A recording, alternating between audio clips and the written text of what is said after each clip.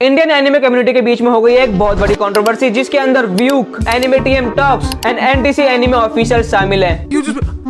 यह NTC anime official है। आजकल हर कोई इनके ऊपर expose videos and roast videos बना रहा है एंड वो लोग बोल रहे हैं कि एनटीसी एनिमे ऑफिशियल एक्चुअली में श्योर है। एंड सिर्फ इतना ही नहीं, एक पॉडकास्ट की क्लिप है जिसके अंदर एनटीसी भाई व्यूक को बोल रहे हैं कि वो तो लो एफर्ट कंटेंट बनाता है। मैंने देखा, मतलब आया बंदा, पहले अपना इंट्रो किया, ये वाला निपटा हम आज ऐसे करने वाले, प्रीवियस चैप्टर का रिकैप दिया कि प्रीवियस चैप्टर में जैसे तो स्पॉइलर वगैरह आते हैं उसका बात कर रहा हूं मैं। प्रीवियस चैप्टर का रिकैप दिया, प्रीवियस चैप्टर में ये हुआ अपना, एंड लिटरली फोन यहां पे या फिर टैबलेट यहां पे जो भी है सामने रखा हुआ है उसमें से पढ़ के बोल रहा है, उसकी आंखों से दिख रहा है वो जो भी लाइंस आई हुई हैं स्पॉयलर्स में। बेसिकली मांगा पहले बहुत कम आते हैं, लाइंस आती हैं अबाउट लैक ऑफ एफर्ट। हां, उसने लाइंस पढ़ी, उसके बाद एक दो ही हु करी और उसके बाद अपना आउटरो किया, बाय। एक दिन बाद में खत्म हुआ है उसकी वीडियो पे 5 lakh view, long format 10 minute की वीडियो। सो दोस्तों, आज की ये वीडियो दो पार्ट के अंदर डिवाइड होगी। पहले पार्ट के अंदर हम देखेंगे कि इस कंट्रोवर्सी के अंदर क्या हुआ है एंड सेकंड पार्ट के अंदर हम देखेंगे कि इस चीज से एनिमे कम्युनिटी के ऊपर क्या इफेक्ट पड़ा है। सो एनटीसी भाई का यूट्यूब चैनल है जिसके ऊपर वो शॉर्ट क्रिएट करते हैं, सेम शॉर्ट वो इंस्टाग्राम पर भी डालते हैं। एंड जो बाहर के बंदे होते हैं जो कि एनिमे के ऊपर वीडियोस बनाते हैं, शॉर्ट वीडियोस बनाते हैं, ये उनकी वीडियोस को उठाते हैं, उनके ऊपर डायरेक्ट अपना फेस लगा देते हैं।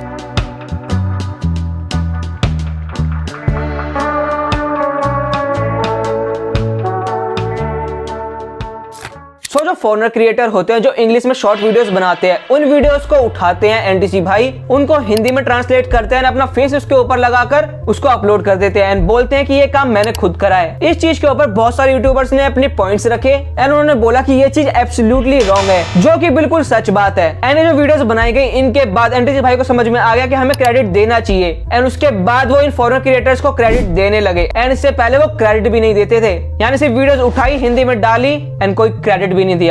एंड सिर्फ इसी वजह से कंट्रोवर्सी स्टार्ट हुई है। जब ये कंट्रोवर्सी काफी बड़ी होने लगी, बहुत सारे यूट्यूबर्स उसके ऊपर वीडियोस बनाने लगे, तो एनटीसी भाई लाइव आए एंड उन्होंने इन चीजों के ऊपर अपना ओपिनियन दिया। सबसे पहले चीज, उन्होंने माफी नहीं मांगी, वो सिर्फ सफाई देने लगे कि मैं इसलिए कर रहा हूँ, मैं ये ऐसे कर रहा हूँ। एंड एक बहुत सिली चीज उन्होंने बोली कि वो चैट जीपीटी से स्क्रिप्ट लिखवाते हैं एंड फॉरेन के बंदे भी चैट जीपीटी से लिखवाते हैं, इसलिए दोनों की वीडियोस बिल्कुल सेम है। तुम क्रिएटर हो गए तो शायद तुम्हें पता होगा, एक प्रॉम्प्टिंग होती है, जैसे कोपायलट है, जो जैसे हमारे उसका गूगल का शायद से कोपायलट है, या फिर चैट जीपीटी ले लो। यहाँ पे तुम प्रॉम्प्टिंग करोगे, जैसे तुम्हारे दिमाग में कोई आइडिया आया, वहां से तुम लिखने लगे कि भाई ये वाली चीज यहाँ पे हमने, इसमें मेरे को ये वाला चाहिए, वाला चाहिए। अब वो वाली प्रॉम्प्ट के बाद जो रिजल्ट आएगा ना, जो सपोज करो स्क्रिप्ट बन के आई है, फॉरेन क्रिएटर्स क्या करते हैं, वो भी सेम स्क्रिप्ट बना के वो भी सेम स्क्रिप्ट डाल देते हैं, जो उनकी प्रॉम्प्ट करके, जो उनकी रिसर्च करके आई होती है, मैं भी सेम प्रॉम्प्ट करके डाल देता हूं। एंड आपको भी पता चल गया होगा कि ये बिल्कुल भी सही नहीं है। मान लेते हैं एक पल के लिए कि जो स्क्रिप्ट है वो बिल्कुल सेम है, लेकिन एलिमेंट्स भी, एडिटिंग स्टाइल्स भी, ये कैसे पॉसिबल है?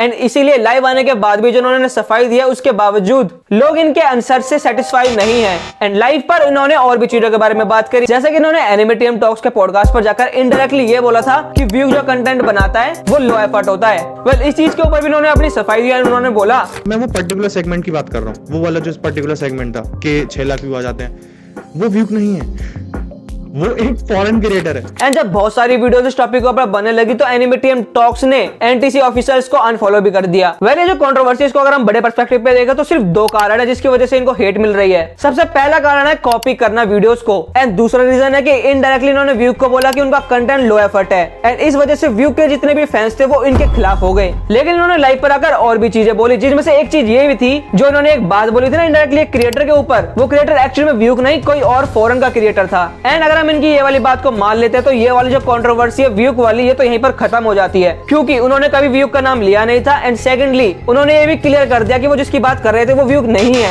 सो जो व्यूक वाली कंट्रोवर्सी थी मेरे ख्याल से यहाँ पर खत्म हो जानी चाहिए। एंड जो कंट्रोवर्सी बची है वो है शॉर्ट वीडियोस वाली, एंड आई थिंक ये शॉर्ट वीडियोस वाली कंट्रोवर्सी भी खत्म हो जाएगी, क्योंकि जिस वजह से कंट्रोवर्सी स्टार्ट हुई थी वो थी कि इन्होंने कॉपी करा लेकिन क्रेडिट नहीं दिया। लेकिन जिस टाइम मैं ये वीडियो बना रहा हूँ तो उन्होंने हर एक वीडियो के नीचे जाके क्रेडिट दे दिए हैं। एंड सेकंडली लाइव पर आकर उन्होंने शायद से सॉरी बोल दिया है। मैंने उनकी लाइव नहीं देखी थी, बहुत सारे क्रिएटर बोल रहे हैं कि सॉरी बोला है, लेकिन वो अच्छे से नहीं बोला है। तो मुझे लगता है कि अगर वो एक पब्लिक अपोलॉजी वीडियो डाल देते अपने चैनल के ऊपर तो ये कंट्रोवर्सी यहीं पर खत्म हो जाएगी। एंड अगर वो ये इंश्योर करते हैं कि ये चीज वो दोबारा नहीं करेंगे, वो दोबारा किसी की वीडियोस को उठाकर नहीं डालेंगे, तो ये वाली कंट्रोवर्सी यहीं पर पूरी खत्म हो जाएगी। सो हाँ, ये कंट्रोवर्सी के 2 रूप थे, एक व्यू से रिलेटेड, एक शॉर्ट वीडियो से रिलेटेड, एंड दोनों ही क्लियर हो सकते हैं सिर्फ एक अपोलॉजी वीडियो के साथ। वेल, अब मैं बात करने वाला हूं मोस्ट इंपोर्टेंट चीज के बारे में, जो कि है इंडियन एनिमे कम्युनिटी। देखो भाई, जब से कंट्रोवर्सी स्टार्ट हुई ना, बहुत बहुत सारी वीडियोस बन चुके हैं। इसी वजह से ना बहुत ज्यादा टॉक्सिसिटी भी बढ़ गई है कम्युनिटी के अंदर। एंड इसलिए मुझे लगता है ये कंट्रोवर्सी को यहीं पर खत्म कर देना चाहिए एंड हमें ऐसी नेगेटिविटी नहीं फैलानी चाहिए। एक तरफ कुछ क्रिएटर है जो कि आपस में ही लड़ रहे हैं एंड इनकी ऑडियंस इधर उधर जाकर नेगेटिव कमेंट कर रही है, जिससे कि ओवरऑल नेगेटिविटी बहुत ज्यादा इंक्रीज हो रही है। एंड वहीं दूसरी तरफ कुछ क्रिएटर्स है जो कि साथ मिलकर बहुत अच्छा कंटेंट क्रिएट कर रहे हैं एंड इसी वजह से जो कम्युनिटी के अंदर फ्रेंडशिप थी वो काफी ज्यादा इंक्रीज हो रही है। एंड इसलिए मुझे लगता है कि लड़ाई झगड़े पे कम ध्यान देना चाहिए एंड इस चीज पे ज्यादा ध्यान देना चाहिए कि हम ओवरऑल कम्युनिटी को किस तरीके से इंप्रूव कर सकते हैं। एंड नेगेटिविटी ही यही वजह है जिस वजह से बड़े बड़े क्रिएटर्स इसके ऊपर वीडियोस नहीं बना रहे हैं, क्योंकि उन्हें पता है कि अगर उन्होंने वीडियो बनाई तो आपस में फैंस बहुत ज्यादा लड़ने लगेंगे, जिसकी वजह से कम्युनिटी डिस्टर्ब होगी। एंड ये चीज हमें भी समझनी चाहिए, इसलिए आपस में लड़ना बिल्कुल भी सही नहीं है। हमें गुड कंटेंट के ऊपर ध्यान देना चाहिए, हमें ध्यान देना चाहिए कि हम किस तरीके से कम्युनिटी को इंप्रूव कर सकते हैं। अगर आप मेरे चैनल के ऊपर जाओगे तो मैंने बहुत सारी मैच्योर कॉमिक्स कवर कर रखी है, लेकिन उसके बावजूद मैं उसके लास्ट के अंदर स्केच वीडियोस डालता हूँ, कई बार मैं सॉन्ग्स क्रिएट करता हूँ एंड कई बार मैं ये मैच्योर कॉमिक्स के अंदर भी बहुत सीरियस वाली शायरी भी डालता हूँ। एंड ये सब मैं क्यों करता हूँ? ताकि जो ओवरऑल कंटेंट है ना उसको मैं 1% बेटर बना सकूं। 1% बेटर कंटेंट प्रोवाइड करना